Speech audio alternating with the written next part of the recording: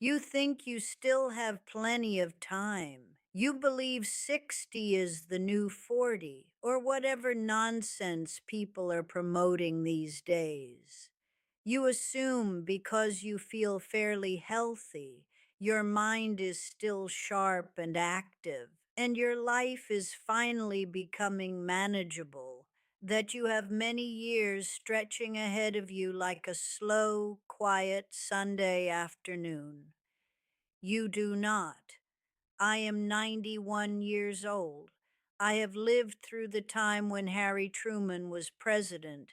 I have buried my husband, my parents, two brothers, and more friends than I can even count anymore. And I am here to tell you that your 60s are not the start of your best years. Your 60s are your last real opportunity to prepare for everything that is coming next. And everything that comes next is harder than you expect. I worked as a high school career advisor in Chicago for 35 years.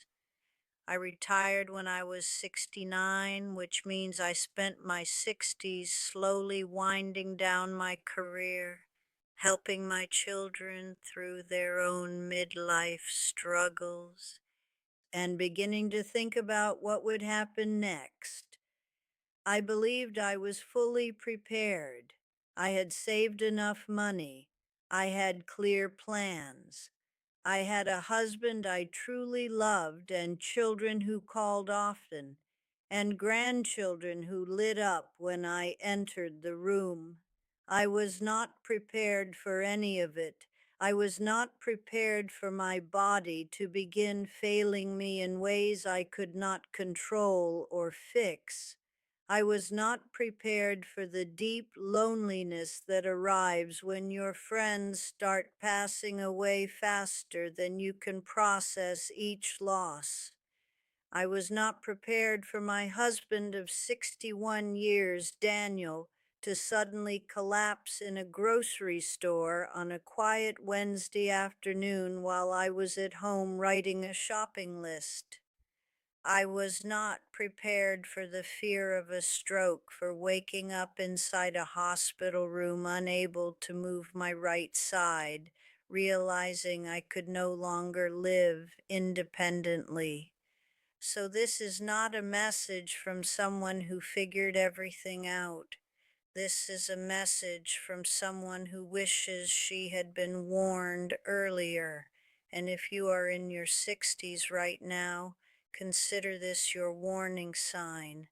Lesson number one: your body is about to change in ways you cannot reverse, and you need to build strength now while you still have the chance. When I was 61, I could easily walk 3 miles without even thinking about it. I could carry heavy bags of groceries up the stairs. I could sit on the floor to play with my grandchildren and stand back up again without assistance. I took all of that for granted because it had always been true in my life.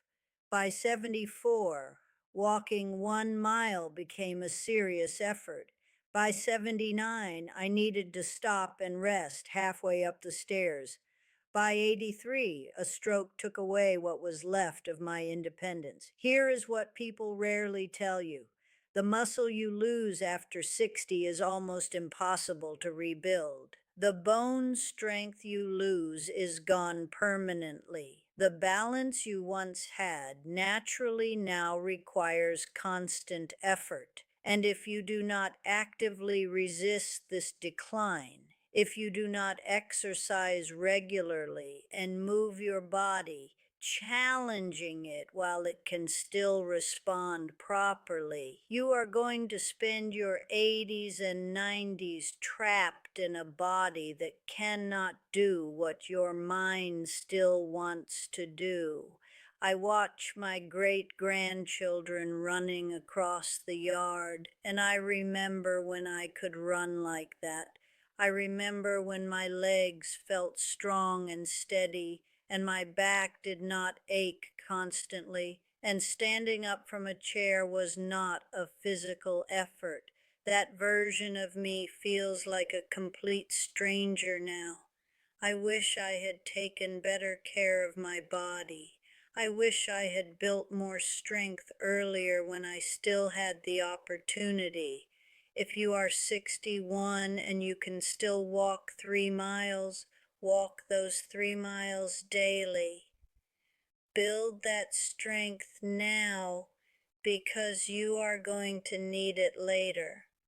Lesson number 2, your friends are going to start passing away, and you need more of them than you currently think.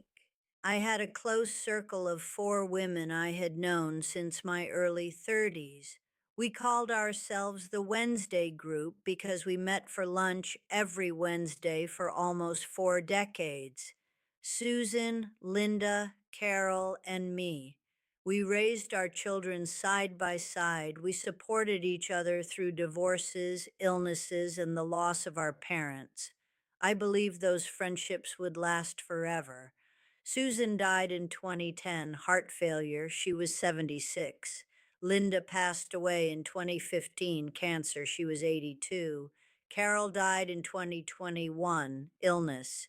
She was 88. Now I am the only one left from our group. I did not make new friends in my 60s. I thought I already had enough people. I believed Susan and Linda and Carol would stay with me until the end. I did not realize the end would come for them much sooner than it would for me. Now I am 91, and most of the people who knew me when I was young are gone. My daughter is wonderful. My grandchildren visit when they have time. But it is not the same as having a friend who remembers what you were like at 35. It is not the same as having someone who knew your parents, who attended your wedding, who held your babies. Make friends in your 60s, younger friends, older friends, completely new connections, any kind of friends.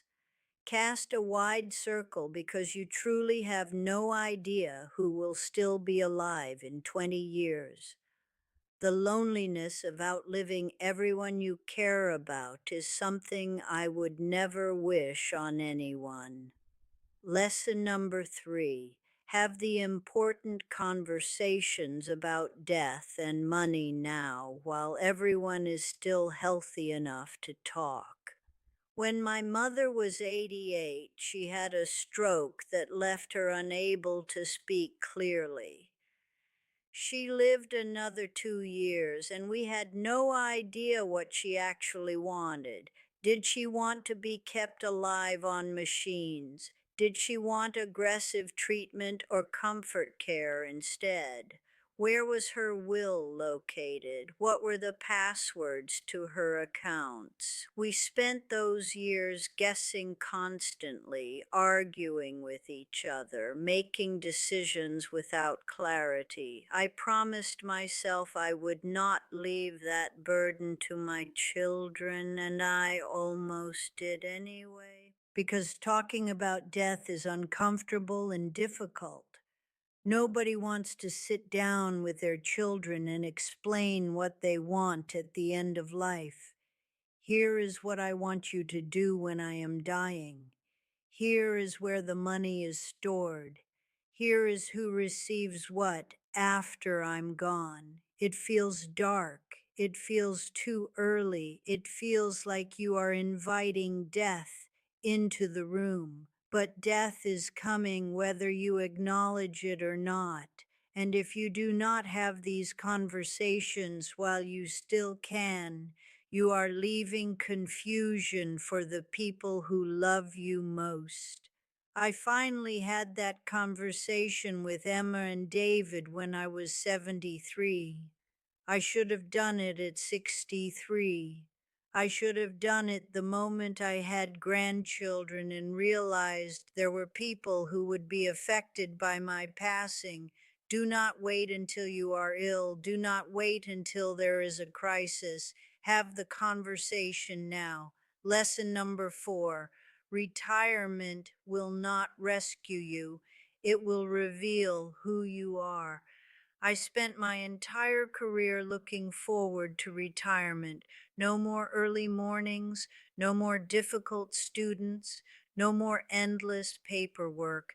I planned to travel, garden, and finally read all the books I had postponed. I thought I was going to finally have time for myself. I retired at 69, and everything inside me fell apart. I did not know who I was without my profession. For 35 years, I had been Mrs. Reynolds, the school counselor. That was my identity. That was my purpose in life. And suddenly, I was just Helen, an older woman with nothing specific to do and nowhere important to be. It took me almost 3 years to rebuild myself again. 3 years of feeling lost and useless before I discovered I loved painting, that I enjoyed volunteering at the local library, and that I valued simple lunches with my daughter.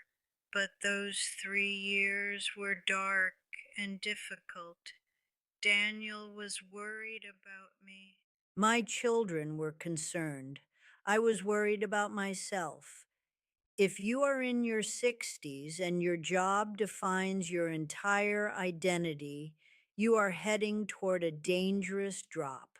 Start building a life outside of work right now.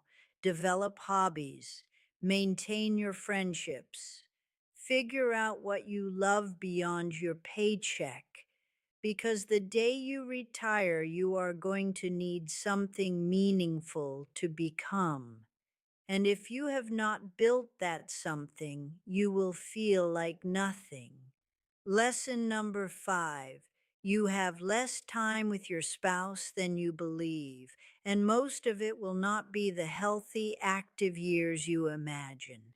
Daniel and I were married for 61 years. That sounds like a long time, and it is. But when I think about it carefully, it breaks my heart. The first 20 years, we were young and building a life together, raising children and trying to manage everything. We were so busy that we barely had time for each other. The next 15 years included that difficult period when we almost separated, and then the hard work of rebuilding our relationship. It was not until our 50s that we finally had a truly strong marriage. And by then, we probably had about 30 years left together. Out of these 30 years, maybe 10 were healthy and active. We traveled. We enjoyed time with our grandchildren. We had energy, curiosity, and bodies that still worked well. Then Daniel started slowing down gradually. Then I had my stroke. The last 10 years of our marriage were about managing decline. Doctor visits, medications, and the slow reduction of what we could do together. I am not saying those years were not meaningful. They were. I would give anything to have Daniel back again, even in a wheelchair, even confused, even at the end of life. But I wish I had understood in my 60s that the window for adventure was closing faster than I thought. I wish we had taken more trips together, stayed out later, and said yes to more opportunities. I wish I had not assumed we had endless healthy years ahead. You do not. Nobody does. Use the good years while you still have them. Lesson number 6: forgive everyone now, because later you may not get the chance. My brother Michael and I did not speak for 7 years. It was a foolish argument about our mother's care, about money, about things that seemed so important at the time. I was 66 when we stopped speaking. I was convinced that I was right. I believed he owed me a proper apology. Michael died of a heart attack at 78. He passed away while we were still not talking to each other, and now I will never have the chance to tell him I am sorry. I will never hear his voice again. I will never sit across from him at a holiday table, sharing the same family stories we had heard so many times before. 7 years of silence for what reason? For pride, for being right, for refusing to be the one who would reach out first. If there is someone you are not speaking to, someone you care about who hurt you or who you hurt, call them today. Not tomorrow, not next week, today. Because people leave this world and they do not wait for you to be ready. They do not wait for the perfect moment or the perfect apology. They simply go and they take your chance with them. Lesson number 7. Your adult children do not need your advice constantly. They need your presence and support. I spent my 60s giving my children advice about their careers, their relationships, and their parenting. I had decades of experience as a school counselor. I believed I had wisdom that needed to be shared, but they did not want my advice. They wanted me to show up and be their mother, not their counselor. They wanted me to hold their babies, sit at their tables, and ask about their lives without trying to fix everything. Every time I offered advice they did not ask for, I was telling them I did not trust them to figure things out themselves.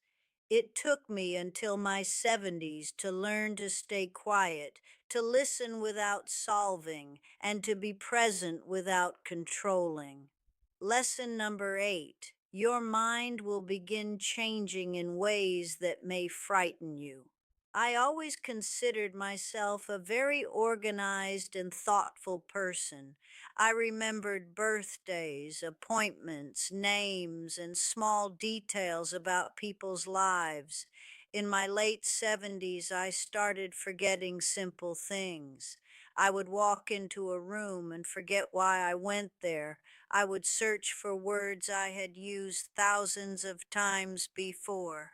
At first, I laughed it off and said it was just normal aging, but inside, I felt a quiet fear growing. You begin wondering if this is the start of something worse, if one day you will forget your children's names, if one day you will not recognize your own reflection in the mirror. That fear can consume your thoughts if you let it.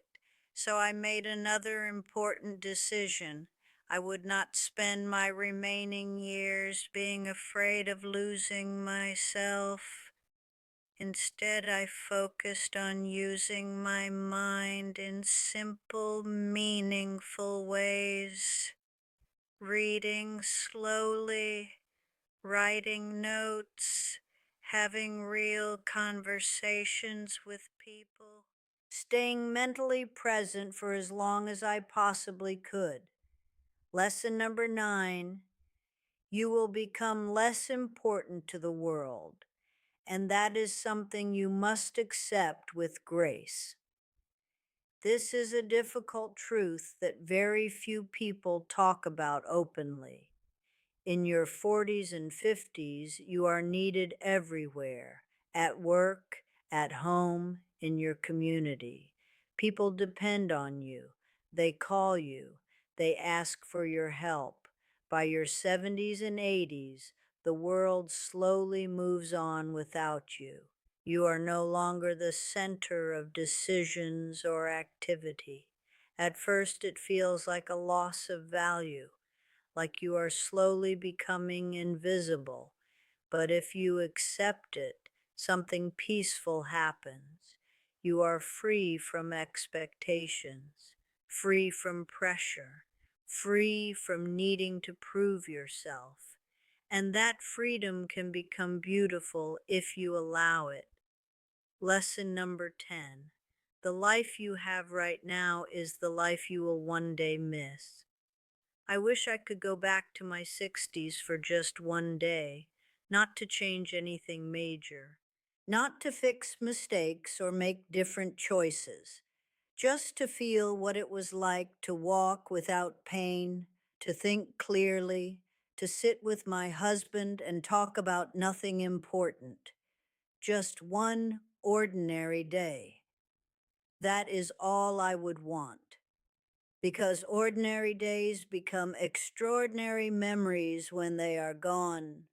If you are in your 60s right now, you are standing in a moment you will one day look back on with longing. Do not rush through it. Do not take it for granted. Take care of your body. Build strong relationships. Have the difficult conversations. Forgive quickly and live your life while you still have the energy to fully experience it. Because sooner than you think, this time will be behind you.